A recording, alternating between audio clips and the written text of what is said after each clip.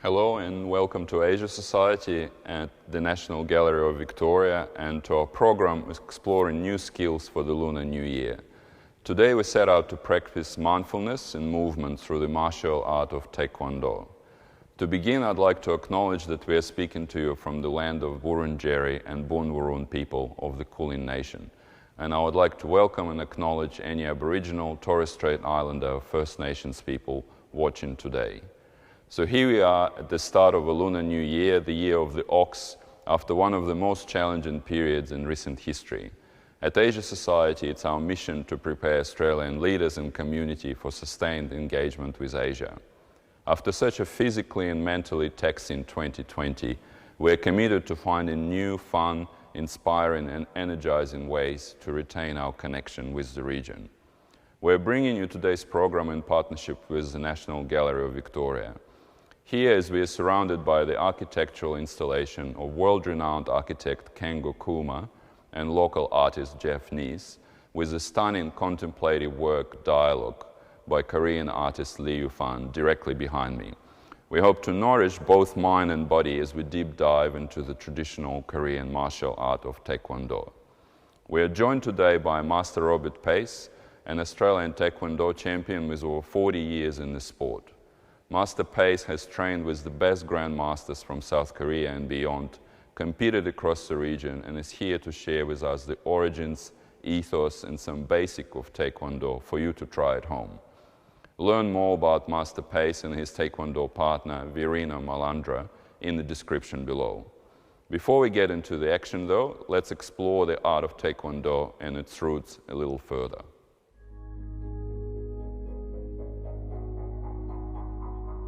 Hi Robert, and thank you for joining us. My pleasure.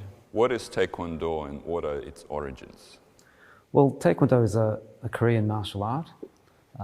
It's practiced all around the world. There's at least 200 member nations that participate in Taekwondo.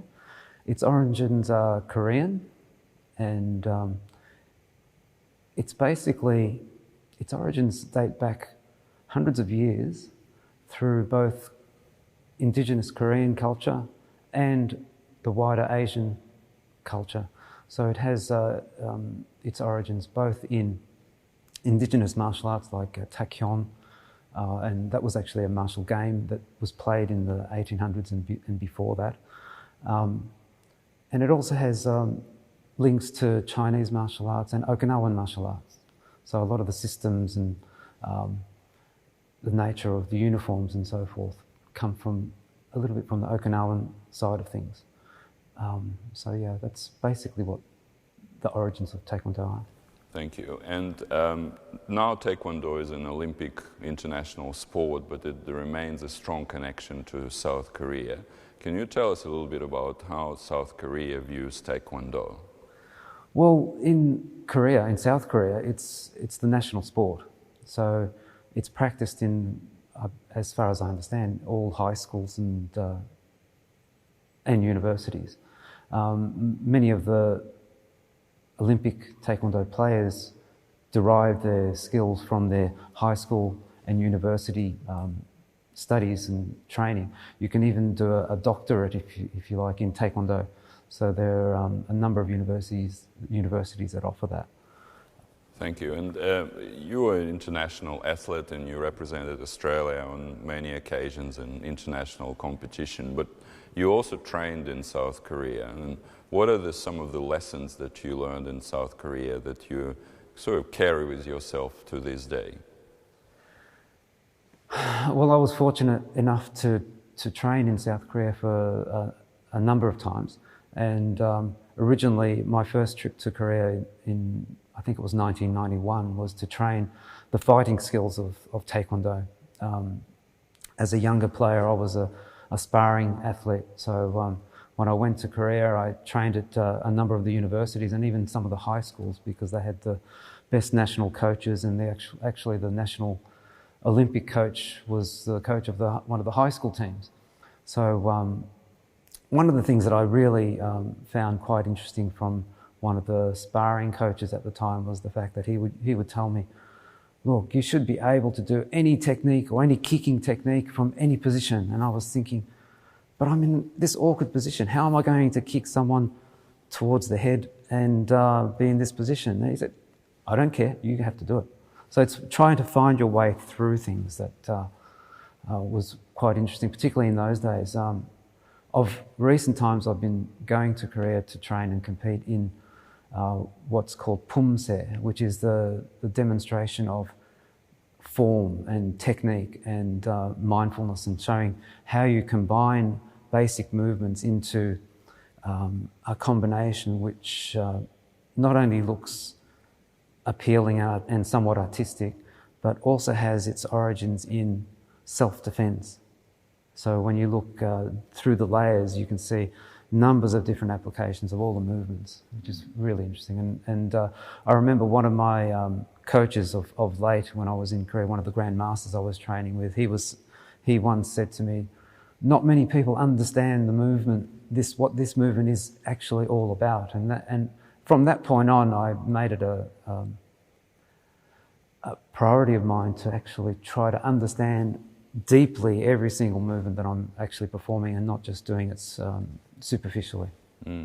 Well, you spoke about mindfulness. We're sitting in front of this incredible artwork by South Korean artist Lee Ufan, and that explores temporality, body and mindfulness and associations between them. What role does mindfulness and self-awareness and self-discipline play in Taekwondo? And can you speak a little bit about Taekwondo as philosophy, not just a martial art? Well, the main philosophy of Taekwondo is self-development, really, to develop your mind and your body so that you can improve and become a better human being. There are a number of different codes by which Taekwondo players and instructors have to follow. So basically, when training for mindfulness, we don't actually train for mindfulness as such, but it's integral in what we do. Let's say, for example, when I'm doing the poomsae or the technical activities, when you start your movement, you actually gather your thoughts by breathing and allowing yourself to get ready for the whole set of movements that you're about to do. And it somewhat represents, I guess it sounds a little bit strange, but getting ready for battle, if you like. Your mind has to be completely clear before you start your activity. If you're thinking about this and that, you're not going to be completely focused. So the mindfulness element for me comes through that. And also the self-discipline element. There are many layers to that. The self-discipline component, you can consider it also as being the precision. Every single movement that you do, particularly in the Taekwondo form work, involves precision. So if I were competing in Taekwondo poomsae, which I've done many times, a single error of a position, instead of it being here, it's down here, will be deducted. So you really have to be mindful of, okay, where is my hand? Where is my foot being placed? I remember when I competed in Mexico in the World Championships in the poomsae element, the first action I did, I turned towards the left side, and immediately I realized that the whole wall was a TV screen, and they were focusing on my left foot and my left foot position, and I'm thinking, wow, it is really intense. So yes, you need to be able to focus on your positioning, actions, breathing, and combine it into one continuous flowing element. Well, thank you very much, Robert, for joining us today, and I want to hand over this session to you to show us the art of Taekwondo in practice. And to our audiences at home, I would like to invite you to join us in this session and practice, or at least try to practice, this incredible art of Taekwondo with us. Thank you.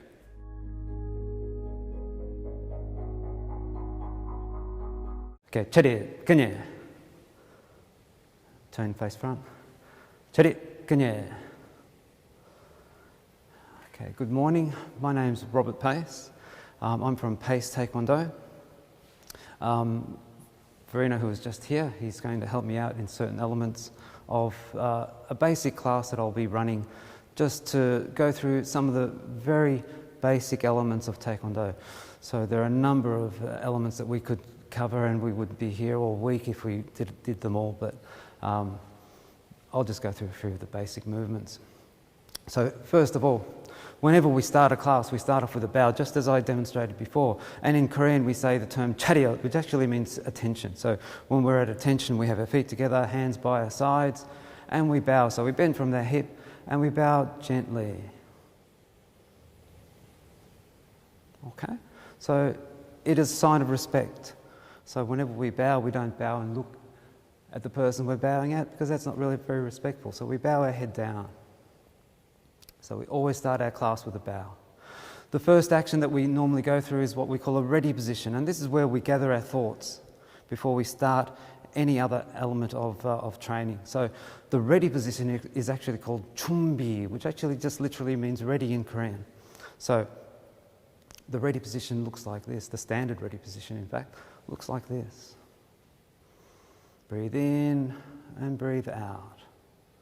So just once again, left foot moves out about 1 foot distance apart, and it takes about 5 seconds. And out. So I'll try it again.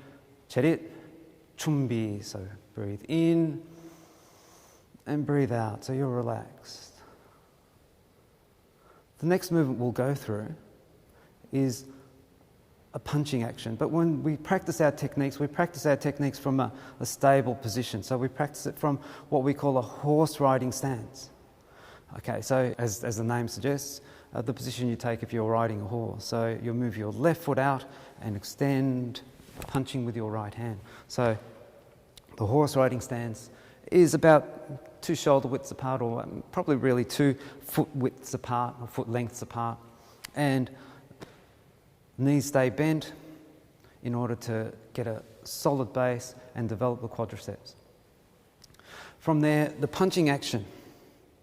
When we do our basic punch, we aim our punch at solar plexus height. So we're lucky when we have a uniform like this. This little badge in the middle usually signifies where the solar plexus is. And that, in fact, is if you feel your breastbone, as soon as the breastbone starts to turn into cartilage, that's really roughly where the solar plexus is. So when we do our punch, we have our wrists straight. Wrist is straight. So if we had our wrist bent this way, your fist could get rotated. If you bend it this way, you could hurt your wrist.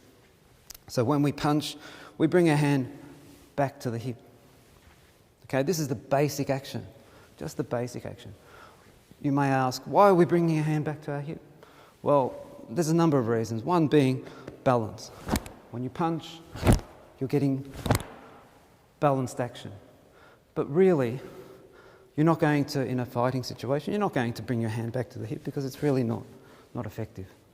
You're actually very open. So it actually represents something like, okay, I'm fighting someone and I'm bringing the hand down out the way. Drag the hand down out the way so I have access to a target. So for example, if someone's got their hand up, they're doing a punch, you grab the hand out the way, bring the hand back towards your hip, dropping their guard, and you're striking.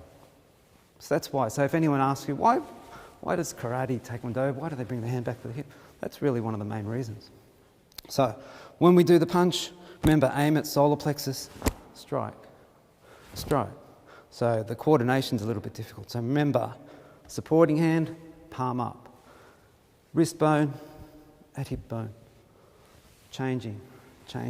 So if I count, I'll do a 5 count in Korean. Everything is done in Korean counting. So 하나, 둘, 셋, 넷, 다섯. And we also do face punch, which is aimed at philtrum height. So forth. Same action, just striking up a little bit higher.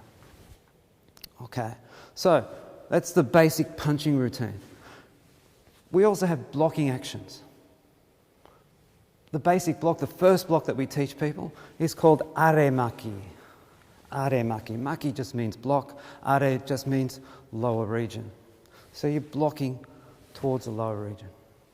Okay, so from a hand out position, we just drop that hand down, supporting hand, comes up to the shoulder, just that, round about the shoulder joint, not any higher, but the palm faces towards your ear.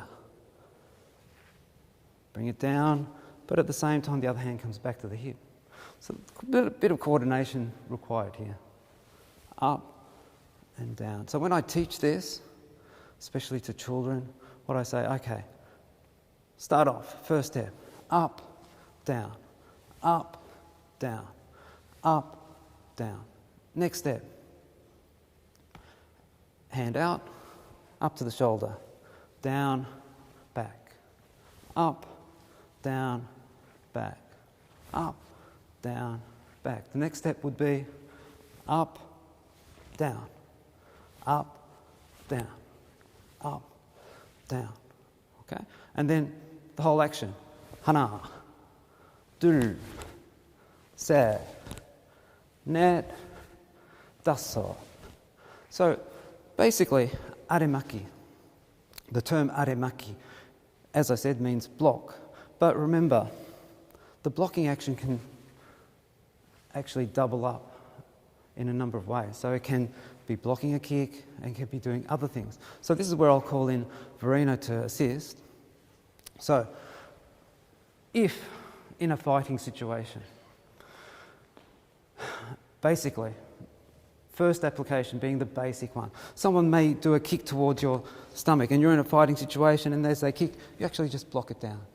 Okay? So from here, that's the basic action. Okay? But as I said, there are a number of layers here.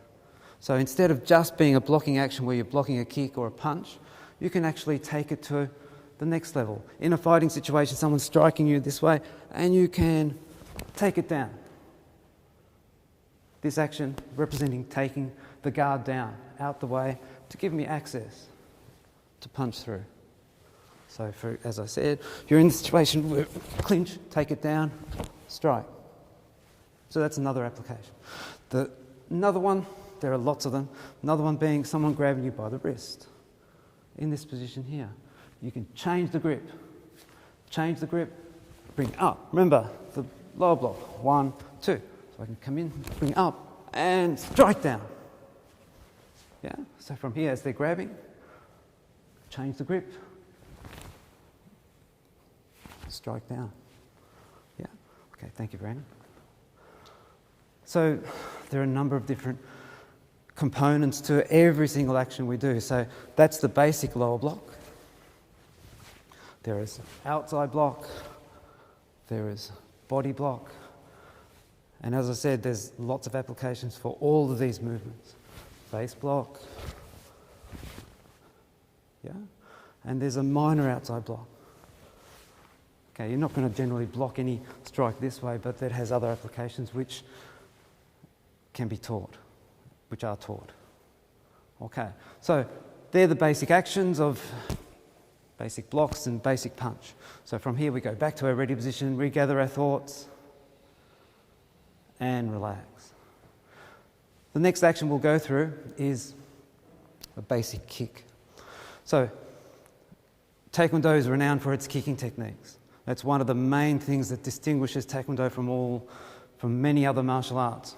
So I'll only go through one kicking technique, and that's called up chagi. Up just means front. Chagi means kick. So the up chagi, when we do it, again we go formally from our attention position, so charyot, chumbi, and we move back to our kicking stance, which is right foot back and hands up.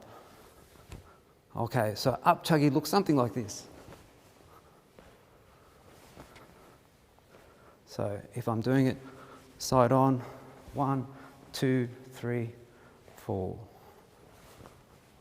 So when I teach this action from a fighting position, knee comes up, kick out, back, and down. So a lot of the exercises we do, we start off with balance exercises. So we get used to keeping the leg up so that we can do proper form. You're kicking with the ball of the foot. Unfortunately, I'm wearing kicking shoes today, but normally when we train barefoot, the toes are bent up. So you're kicking with the ball of the foot, aiming normally towards the stomach area. As a self-defense action, if kicking towards the groin, you would have kick with the instep, so the top of the foot. So a lot of variations on it. So we practice with both legs. So I'll do 5 on each leg by count. Hana, 둘, 셋, 넷, 다섯. And when we change feet, we actually change dynamically into a fighting position. Left leg back, kick. 하나, 둘, 셋, 넷, 다섯. And 바로 we gather our thoughts. Breathing. And 쉬어. 쉬어 just means relax. Okay. In Taekwondo, there are 2 elements to it in general. There's the fighting element and the form work element. The form work element is where you're demonstrating your techniques and how they flow. Okay, the fighting elements, you'll see that that's Olympic Taekwondo, where you see people kicking and so forth. They're wearing body protectors, head guards, electronic scoring and so forth. I'm going to be demonstrating, in fact, a poomsae routine. The poomsae routine is called Chongkwon. Okay? It actually relates to a heavenly spirit coming down. If you read the origins of that form. So the line of the form forms a capital T, and in Chinese, it actually follows a Chinese character. So the movement, there are about 20 movements or so, but the action starts off again gathering your thoughts, but in a different way. The basic ready position comes in this way, but this ready position is a little bit different, has a different application. So I'm just going to demonstrate the routine, so I'll come back a little bit. So chariot, whenever we start, we bow. 그냥. 준비.